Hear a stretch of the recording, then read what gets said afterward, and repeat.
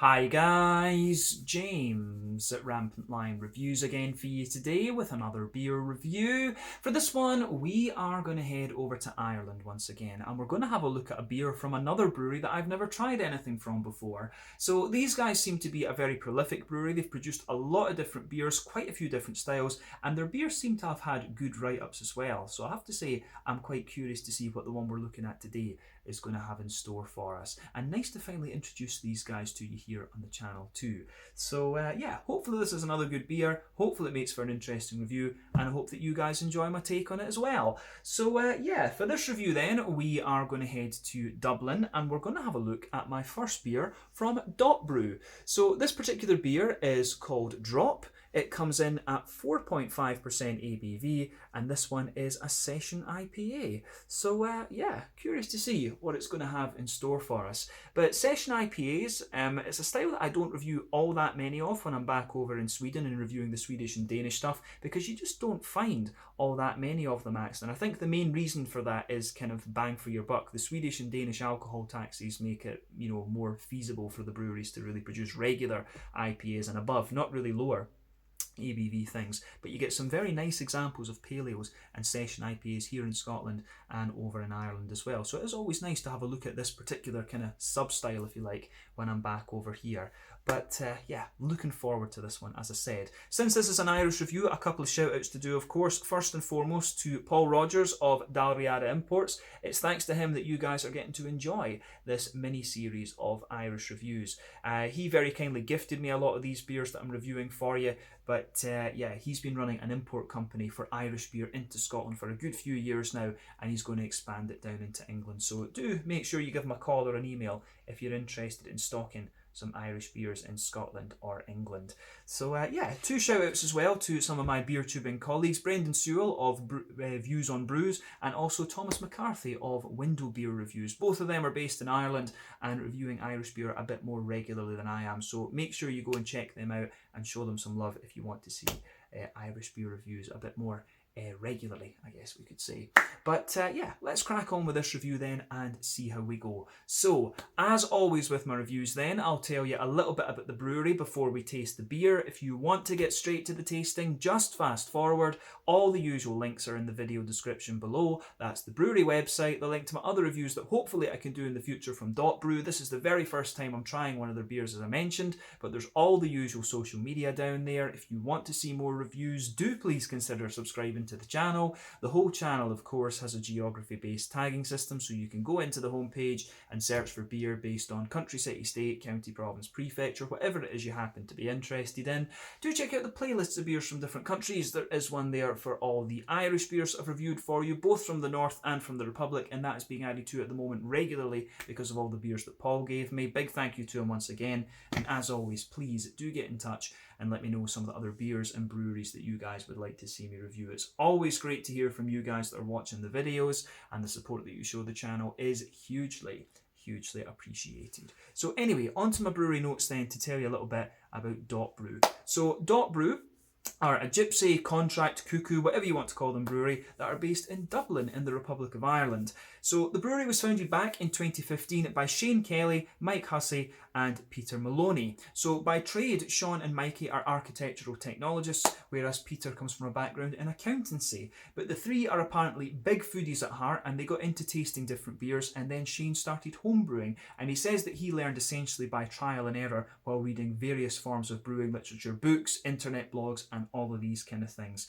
But eventually, in November of 2015, they founded the Brew brand officially, and then the first commercial beer was released in May of 2016. So the idea behind the name Dot is that it can be a component of anything, so a little kind of ball, dot, sphere sort of thing, and it has endless possibilities. But the brewery symbol, which you can see on the can up here, this is basically a stylized version of the seed of life. So yeah, creating things with the seed of life. That is pretty cool. But Shane continues as the brewer today. Peter manages the business side of things, while Mikey takes care of logistics and anything else that really needs doing around the company. And things are going pretty well for them from what I gather. But they started out with a small unit in Dolphin's Barn, which I believe, if I remember rightly, is Dublin 8, because Dublin has that kind of numerical postcode sort of thing. But they were brewing on a rental 6 hectolitre, 600 litre, whatever you want to say, brew kit in Dublin. But they grew out of their original premises very, very quickly, and then the landlord offered them another unit in the same building, which they moved into. But in this facility, in this new place, they have their barrel aging program, and they were actually one of the first breweries in Ireland to have a specialised, I should say, barrel aged program. And they basically now have their production around various different breweries in the Dublin area, and I think further afield as well. But yeah, it's kind of pretty cool, I have to say. But quite recently, they have added their own canning line, which has given them a greater flexibility with the barrel aging program. And they've also launched their Dot Wild range, which is their barrel aged sour beers, and they are looking to create a separate space for this at the moment, and they're looking at a larger premises. They say that the next move is going to be quite a big one for them actually, and they are hoping to open up some kind of gastropub in the future as well. Apparently there's a lot of debate between the owners about when and where to do that and things like that just now. So exciting times ahead for Dot Brew. But as I mentioned earlier, these guys are a very prolific brewery. As of November 2021, when I'm filming this particular review for you, these guys have produced just over 250 different kinds of beer, according to Untappd. So these guys could well be the most prolific brewery I've come across in Ireland yet, actually. So yeah, that's pretty awesome, I have to say. 250 beers, that's near enough. It's not far off one beer a week, actually. One new beer at least every 2 weeks, something like that. But yeah, that is all I can really tell you about Dot Brew for the moment. Hopefully we can try a few more of their beers at some stage. It'd be cool to try some Irish barrel-aged stuff, actually, because I don't think I've ever had an Irish barrel-aged beer, come to think of it. So we'll need to look into that. But yeah, would be definitely interesting to explore Dot Brew a little bit more. But this is the only beer that I have from them at the moment, but we'll see about sorting that out in the future. But yeah, that's all I can tell you for the moment. If you want to learn more about these guys, you can check out the brewery website, you can follow them on Facebook and Instagram to keep up to date with all the latest goings on, and you can check out the Rate Beer, Untappd and Beer Advocate pages to learn a little bit more about all the different beers that these guys have done. So yeah, let's get on and have a look at the beer itself then. So quick look at the artwork before we open it up. As you can see, there is the nice Dot Brew symbol. It looks absolutely lovely. It looks a little bit like some of these, you know, crystallography unit cell designs that I used to have to study when I was drawing. You know, you used to have to draw when I was studying chemistry. Brain's not working today. But there you can see the Drop Double Dry Hopped Session IPA. And you know, it's got one of these kind of trippy as hell patterns on it. It is pretty cool actually. Plain silver top can on this one. Again, this is a 440 milliliter beer. And I don't know how much it cost, because this was a gift from Paul once again to help promote Irish beer, which I'm always grateful for. So I really couldn't tell you how much this one would cost in euros if you bought it over there. But like we said earlier, it's a 4.5% session IPA, and it says here the hops in this one are Centennial, Mosaic and Simcoe, and it also contains barley, oats and rye. So yeah, that should be quite nice. But we know all three of the hops in this one quite well. All three of them are American.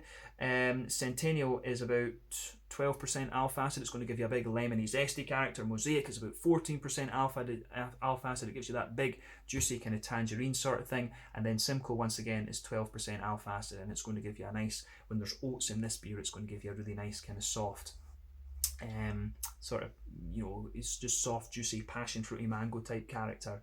But yeah, let's have a look at this one then and see how we go. The Drop Double Dry Hopped Session IPA from Dot Brew in Dublin. We'll get this guy out and we'll get on with the tasting. So there we are. Get this guy out and into the glass. Yeah,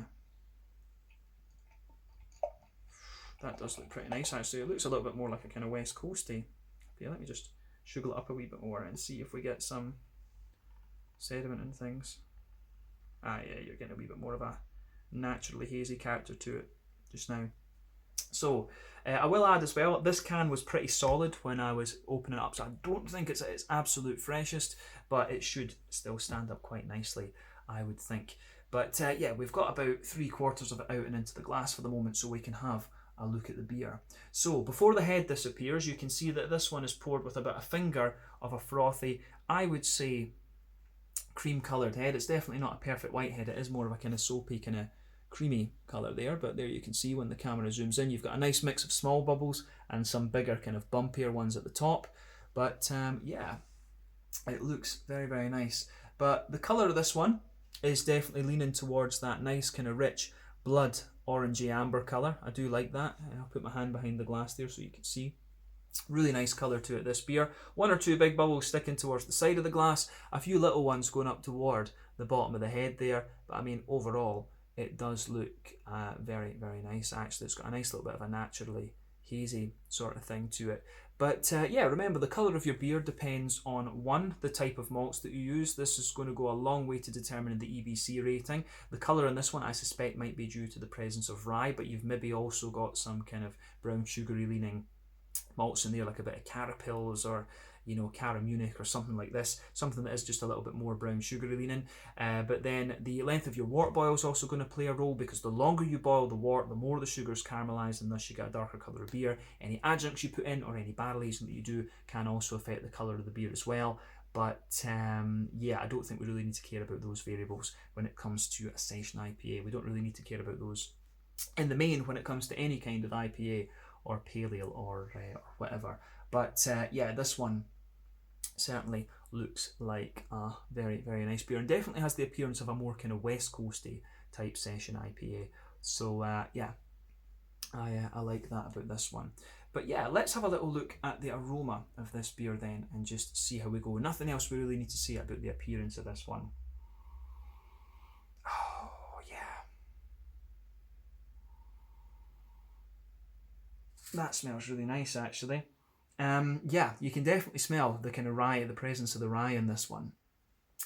Session rye IPA maybe, that'll be quite interesting. But yeah, it does remind me of a few of the rye IPAs that I've had before. So the first thing you're going to notice with this beer is that big kind of grainy, just brown bready sort of presence that comes out of the beer right away. It's got a lovely big kind of, you know, floral aromaticity to it. It's got a lovely little bit of grassiness as well, and then just a nice kind of more oily, fruity character. So I do think this one is a little bit more of a West Coasty type session IPA. This, so I think I'm going to enjoy this, because this is a bit different from the other session IPAs I've had in recent times, which have been a little bit more kind of New England leaning. But yeah, nice smelling beer. Let's go into it with a little bit more depth and just describe it for you a wee bit more kind of succinctly. So yeah, backbone of this beer, it's definitely got. Backbone of this beer has that little bit of kind of bread crust in there. You've got a lovely little bit of that kind of toasty, wholemeal brown bready bread crust in there. Again, I really like how that kind of comes out. It's always just nice to have something that's a wee bit different that's going to test your palate. But yeah, it's almost got that kind of German rye bready character to it. It's almost slightly sweet in a sense, but then on top of that, you absolutely can smell some sort of regular white bready character in there, like a fresh hedgehog roll, something like that.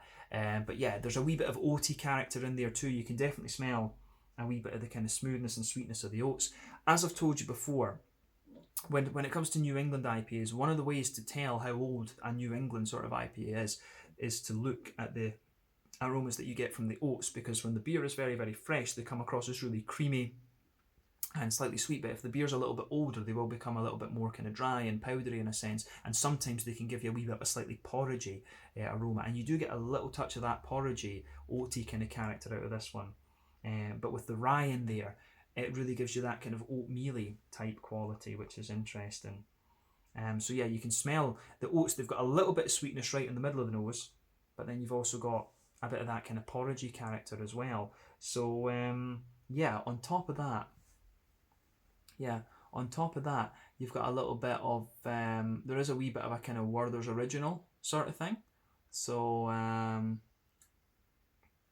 yeah, there is a wee bit of that kind of Werther's Original butter candy, butterscotchy sort of thing. But I think there is a wee touch of a straight up caramel in this one as well, which is interesting. So yeah, nice, interesting. A few interesting things going on in the malt base. A little bit of McVitie's digestive biscuit as well, but I think the malt base in this one really leans towards that kind of brown rye bready sort of character. So I like how that goes together. Absolutely, really, really very nice. So yeah, nice little bit of yeah, as I say, a nice little bit of sweet caramel, wee bit of biscuit outside it, bit of Werther's Original underneath. your bit of oatiness in there. You can smell, as I say, a little bit dryness, but a little bit creaminess as well. Then some nice kind of brown rye bready elements to it. So yeah, I really like how that goes together with this one. So yeah, malty base on this one gets a thumbs up from me. Let's look at the hoppy side of the beer then. So on the hoppy side of things, you've got a little bit of earthiness to this one for sure. There is a little touch of that in there, and I think that's most likely to come from Mosaic. I'd be curious to know if all the hops that they're mentioning in this one are simply dry hop or late addition. So remember, these days a lot of modern IPAs rely on late addition hopping and dry hopping, whereas back in the day the old West Coast IPAs had those, but they also had a little bit of, or quite a bit of early addition hopping. So early addition hopping is the one that gives you its bitterness, or gives you the biggest part of bitterness to the beer. Then when you go through the wort boil, you've got a progressive trade-off from bitterness in favour of flavour and aroma, and then dry hopping is completely flavour and aroma. But a lot of late addition hops are within the last half hour, so it's only very little bitterness that they will contribute at that point actually. And I get the feeling from this beer that there might just be late addition hops in this, but I'm not 100% sure. On the on the green component then, beyond the earthiness, there is quite a nice little bit of a bright floral aromaticity for sure, so I do quite like that. So yeah, a nice little bit of a bright floral aromaticity coming out of this one. Some grassy sort of, you do get a nice little bit of a grassy zestiness out of it, which I can really appreciate. And then yeah, so yeah, nice little bit of grassy floral character. Some the grassiness really has a bit of zestiness to it, and I think that's going to be the Centennial that's going to give you that. But potentially, I think maybe it's Centennial that's going to give you the zesty kind of grassy character. But all of the hops will give you a little bit of that nice bright floral aromaticity that's in there. So yeah, wee touch of earthiness, nice bright floral aromaticity, but I think the zestiness of the grassy character is what shines through. But let's focus on the fruity side of it just before we taste. So, fruity side of things, it's kind of what you'd expect, to be honest with you. There is a nice little bit of that kind of oily and slightly juicy passion fruit from the Simcoe. The Simcoe's really showing its softer oily side in this one, which I quite like. You get some orangey tangerines in there from the Mosaic, absolutely. Maybe a wee touch of like a dried apricot pineapple sort of thing, but I'd say that's quite minimal. But I am getting quite a little bit of that sort of, lemony zesty character right at the front of the nose with the grassy side of things from the Centennial. So yeah, I think this is going to be a pretty interesting beer to try. So yeah, it seems to have quite a few things going on in it for a low ABV session IPA. So let's get the rest of the beer in to the glass, and I think we can have a taste of this then. So yeah, this one is the Drop Session IPA from Brew in Dublin over in Ireland. Let's get stuck into this one then. Slàinte, skål, and cheers.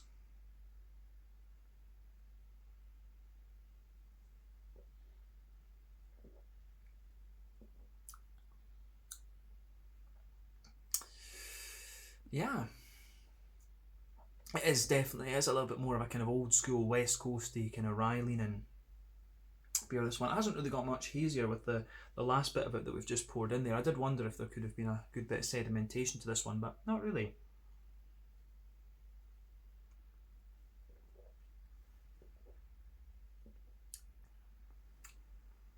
So, I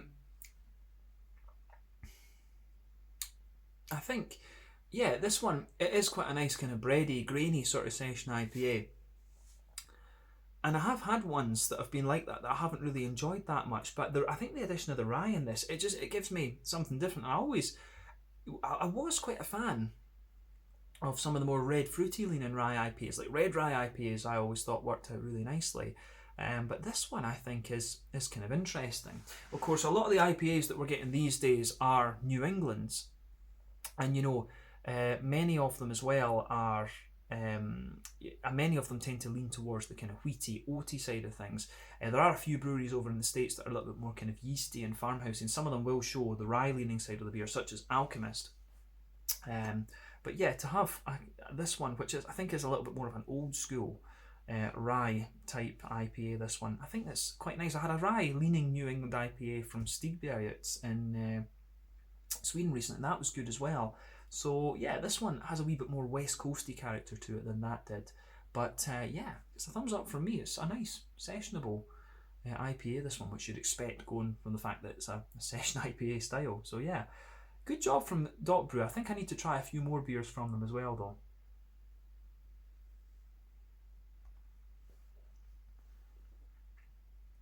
So yeah, where do we start with this one then? It's kind of, to a degree, what I would have expected from the aroma. It is one of these beers that sticks to the aroma fairly well.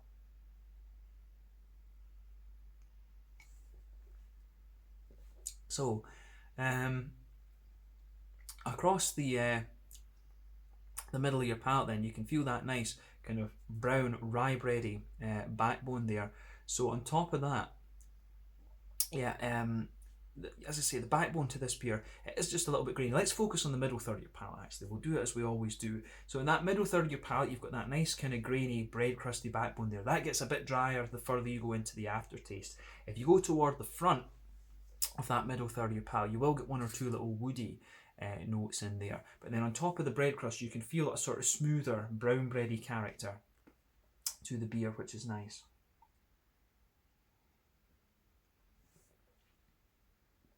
So,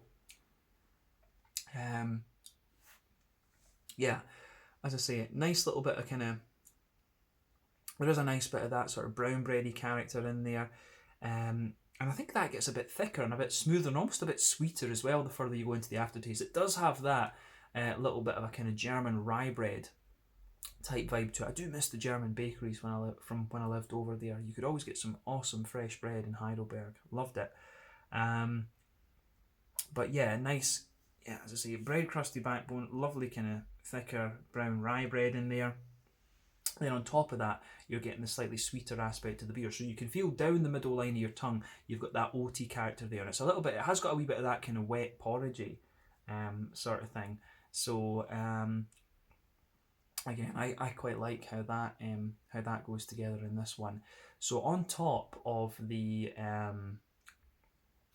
kind of oaty side in the beer, you can feel the kind of brown sugar notes. The one thing I'm not really getting out of this one is that kind of Werther's original butter candy, butterscotchy sort of thing.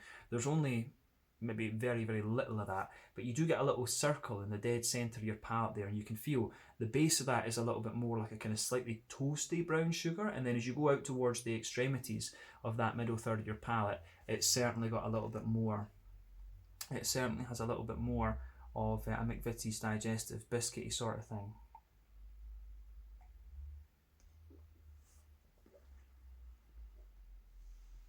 So, in the dead centre of your palate though, there is a bit more of a kind of concentrated brown sugary note there, and it is a straight up caramel, quite a sweet caramel at that as well. So yeah, dead centre of your palate, sweet caramel. As you move a bit further out, it's a bit more of a toasty caramel. Then towards the extremities of your palate, you've got a little bit more of a kind of McVitie's digestive biscuity sort of thing. So yeah, middle third of your palate in this is quite nice, and as I say, it really is a kind of rye, grainy leaning IPA this, but it's definitely got a bit more of that kind of old West Coasty type vibe to it. So it's like can you say a West Coast rye IPA, like an old school rye IPA this. So yeah, this is something a wee bit different. Kind of glad that that Paul gave me this one, actually. I do enjoy this. So let's look at the back third of your palate then, and then the more yeasty side of the beer. So there we go.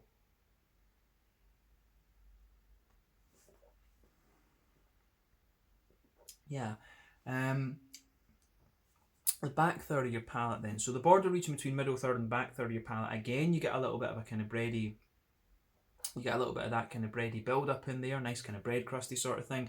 Then the base of that back third of your palate, you have got a really nice kind of, you can feel that rye bread crusty sort of layer is there, but it's definitely a bit more intense and a bit dry. Remember, the dry bitter flavours come out towards the back of the palate, the sweeter sides of the beer. The sweeter flavours come out a little bit further forward. But on top of that, you've got all of these kind of thicker. You get this nice thicker brown bready note there, and again that does get a wee bit more grainy toward the back of the palate there, but it's still a bit sweet in a sense. You do get that kind of German rye bready sweetness. And then sitting on top of that, you can feel the yeasty component of the beer. Now, for me, the yeasty flavour in this one is a little bit darker. It's got a wee bit more of that really toasty, bread crusty sort of thing, and a wee bit of that kind of almost peppery spice. So you can feel the kind of slightly drier yeasty character in there. There's maybe a wee bit of a kind of Jacob's cream crackery note sitting on top of there as well. But yeah, the yeasty note is certainly there. So you can feel the back third of your palate, the flavour is a little bit taller. So at the back third of your palate, the flavour is a little bit taller. Then as you come further forward, it just goes like that. Then as you move into the middle third of your palate, the flavour's just condensed down a wee bit, and it's more kind of squashed together. So I like how that, I do like how that goes together for sure.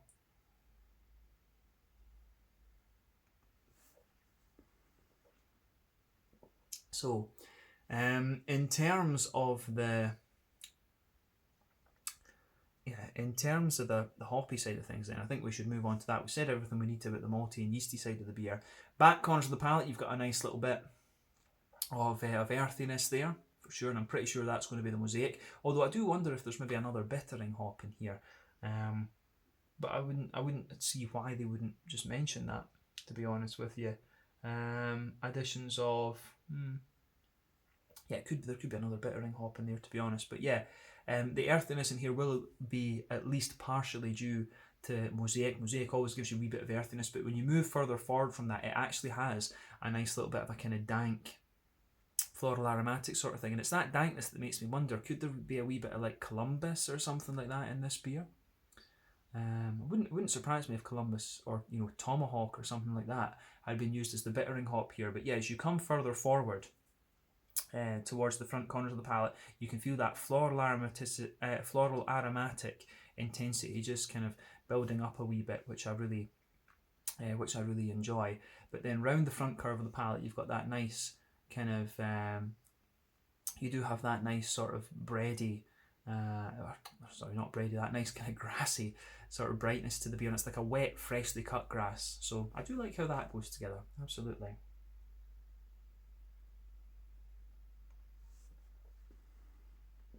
Yeah, and I think that covers the green component, to be honest with you. I think the further you go into the aftertaste with it, some of the zestiness is there, the floral aromaticity kind of calms down a bit, and you've got a nice wee bit of earthiness. But yeah, on the front third of your palate, then you get the fruity part of the beer. So let's just examine that. The interesting thing about this, I would say as well, is I thought the grassiness would be a bit more zesty because of the presence of Centennial, but there you go. So border region between front third and middle third of your palate, again there's a little bit of a bready build up there. At the base of that front third of your palate is a more kind of brown bready sort of character for sure. And then on top of that you get that nice oily bubble where those juicy fruity esters just kind of roll their way out of the beer. So let's examine those.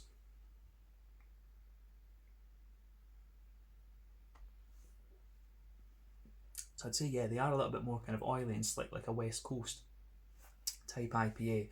But yeah, at the back of that front third of your palate, you've got a nice wee kind of passion fruity note for sure. And that's going to be the Simcoe that will give you that. As you move further forward, it kind of mellows out a wee bit. I do almost get a wee bit of grapefruit out of this, and going by how this beer behaves, I wouldn't be surprised if Chinook was a bittering hop in this, because you do get, as I say, there is a wee bit of that intense grapefruit there at the back of the front third of your palate. And the further you go into the aftertaste with this, it almost gives you a wee bit of pine resin. And Chinook, grapefruit, pine resin, that's a trait I always used to notice with that old hop.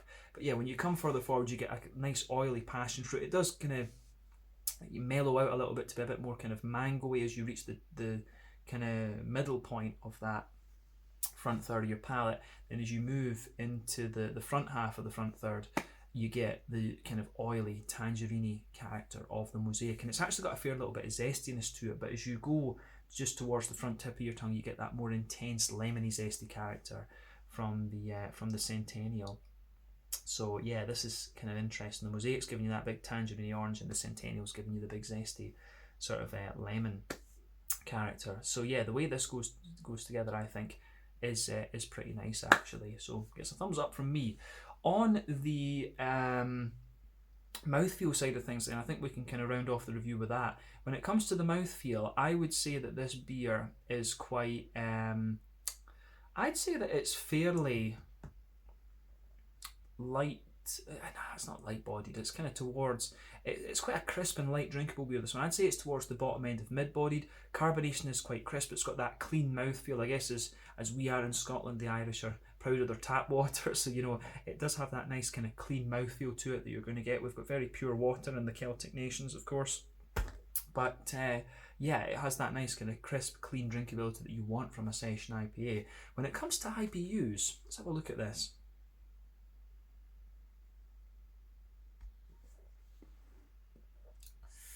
Yeah, when it comes to IBUs, this one's a little bit difficult to play. I mean, I wouldn't be surprised if this is 50 or 60 IBUs. It could potentially be even more. But the thing that's difficult with this is because you've got the rye in there, it's really giving you this kind of spicy character, and it's easy to conflate the spiciness that you get from the the grain profile with the hops. So it has, for me, it has the impression of like a 60-ish IBU beer, something like that. But the malt base for me, as I say, it's got quite a nice grainy character to it. That comes out the further you go into the aftertaste. There's a bit of smoothness in there. There is a degree of sweetness, and you've also got that nice kind of juicy, fruity character to it as well. So yeah, I think that that goes together quite nicely in this one, I have to say. So yeah, it's a really nice beer, this one, and a different take on the session IPA compared to what I've had from other breweries, in fact. So I'm going to just say thumbs up and well done to Brew. I really want to try some of their barrel aged stuff actually, so I need to see if I can get a hold of some of that. But yeah, this is a really solid introduction to this brewery, so hopefully more reviews from these guys to come in the future. But yeah, let's leave it there. Once again, thank you for watching my beer reviews. Until the next time, please like, subscribe, share, all the usual YouTube stuff. Let me know your own thoughts on this beer in the comments section below. Let me know what your favourite beers are from Brew, and we will no doubt return to these guys at some point in the future. Check out my social media, check out theirs. Make sure you get in contact with Paul from Dalriada Imports if you want to stock some of these lovely Irish beers. But until the next time, slanted just now, and I'll see you guys on the next one. This is The Drop, Session IPA, 4.5% ABV from Brew over in Dublin. See you on the next review.